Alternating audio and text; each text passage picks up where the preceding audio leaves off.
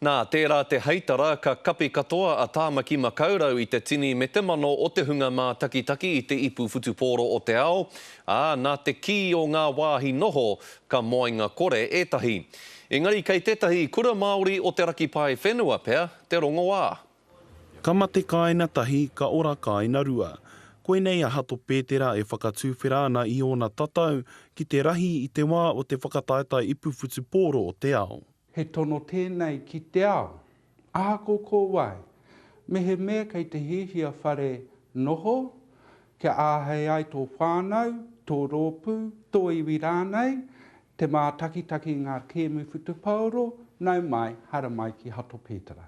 Hei te mutuna o tēnei marama ka wehe atu nā tauira mona hararei, kua wātea o rātou moina ki ngā manuhiri o te ao. We're excited about hosting Rugby World Cup fans in our accommodation services.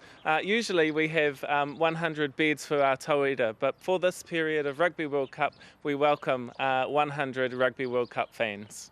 Kua kapi katoa nā hō tērā mena mō tērā o Tāmaki Makaurau, ka pupū ake te whakaaro te kura ki te whakatūwhera i a rātou wāhi moe. Ka tīmata nā utu i te 30 Māori Matāra, engari he wahana anō hei tuku ki ngā manuhiri.